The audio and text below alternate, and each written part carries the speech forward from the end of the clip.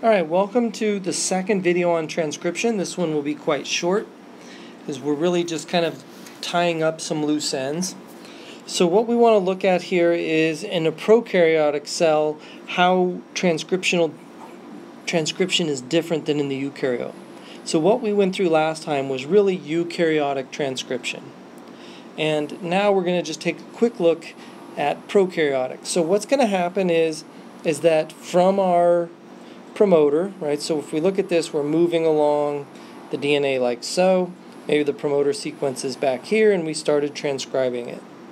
Now, transcription occurs in the cytoplasm in prokaryotes because there is no nucleus. This circle here inside of my bacteria is a circular chromosome. They only have one. It floats around in the cytoplasm. So what's going to happen then is that as we make our transcript, right, what we'll see is that ribosomes attach and synthesize the protein. And in fact, we can get what's called a polyribosome, where you can have lots of ribosomes attaching and making proteins.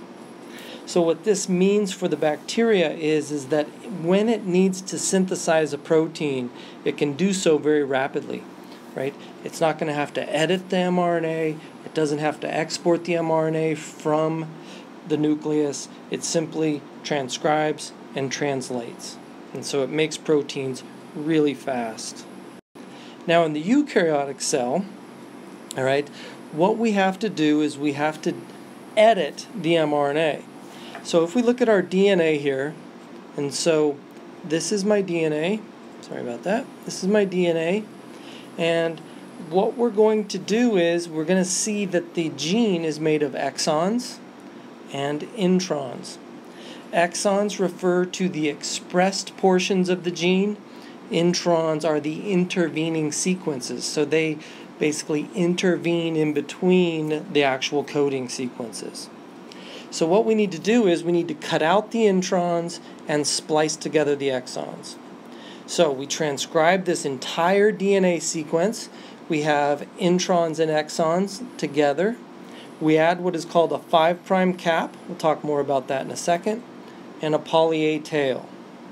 Right? This sort of helps stabilize our mRNA.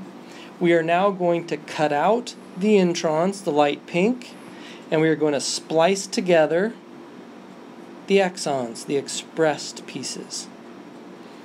Now we have a mature mRNA, and it can now be translated. So it can be exported from the nucleus. The cap is essential for that. It will be exported from the nucleus, go to the ribosome, and get translated into a protein. So let's look a little more closely at the cap. All right, the poly A tail is simply just a bunch of adenines added on to the 3' end, whereas the 5' cap is a little strange. So if we look at this, right, we're looking at mRNA. So notice we have a hydroxyl group, so this is just ribose, right, not deoxy. 1, 2, 3, 4, 5. All right, the 5' phosphate. Here we have 1, 2, 3, 4, 5. 5' phosphate. So we're actually linking 5' phosphate to 5' phosphate here. This is a methylguanosine. All right, so it's basically a guanine with an extra methyl group that we attach as the cap. And again, that's important for stabilizing the mRNA and allowing it to be exported from the nucleus.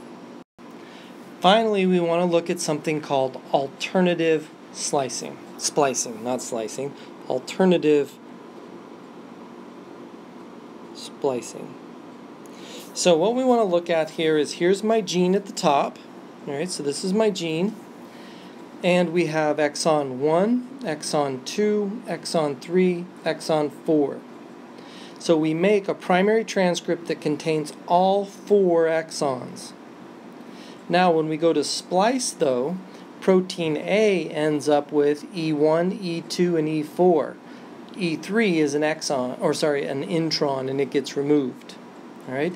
Protein B gives us E1, E2, and E3 is our functional protein, and E4 is part of an intron. So what this allows us to have then is we have one gene, but we end up with 2 different proteins.